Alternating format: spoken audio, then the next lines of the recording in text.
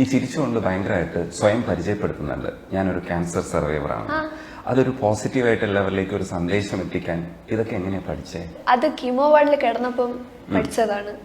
കാരണം കീമോ വാർഡിൽ കിടക്കുന്ന പേഷ്യൻസ് ആയാലും അവരുടെ കൂടെ നിൽക്കുന്ന ബൈസ്റ്റാൻഡേഴ്സ് ആയാലും എല്ലാവരും അയ്യോ ഞങ്ങളുടെ ജീവിതം കംപ്ലീറ്റ് ആയിട്ട് നഷ്ടപ്പെട്ടു പോയേന്ന് പറഞ്ഞിട്ട് ഭയങ്കര ശോകമൂകമായിട്ടാണ് നിൽക്കുന്നത്.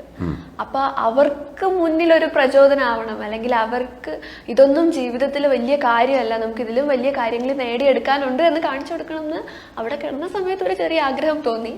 പക്ഷെ എന്തോ ഭാഗ്യത്തിന് അതൊക്കെ നടന്നു.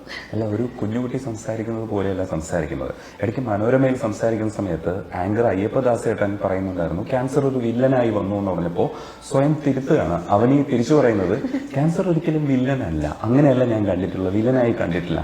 ഇങ്ങനെയൊക്കെ എങ്ങനെയാ പഠിച്ചെന്നുള്ളത് എനിക്ക് മനസ്സിലാവാത്തത്. അതെനിക്കറിയില്ല. അന്ന് ഞാൻ ഇവളിങ്ങനെ സംസാരിക്കുന്ന സമയത്ത് ഇത്രയേറെ ഒരു പക്വതയുള്ളൊരു കുട്ടിയായിട്ട് നമ്മൾ മനസ്സിലാക്കുന്നുണ്ട്.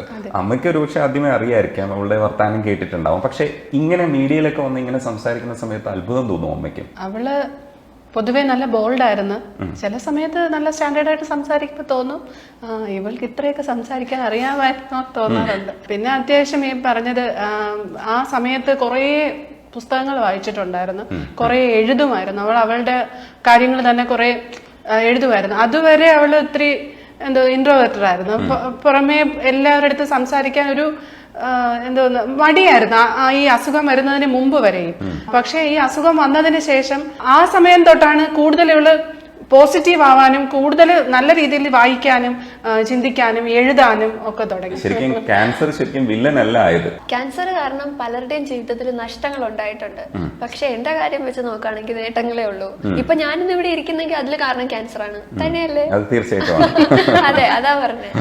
അപ്പം നഷ്ടങ്ങള് ഉണ്ടാക്കിയിട്ട് ഉണ്ട്. കാരണം പെയിനും കാര്യങ്ങളും ഒക്കെ ഉണ്ടെങ്കിലും അതിനെ നമ്മൾ ഓവർകം ചെയ്ത് വന്നതുകൊണ്ടാണ് ഈ പൊസിഷനിൽ ഇവിടെ ഇരിക്കാൻ പറ്റണത്.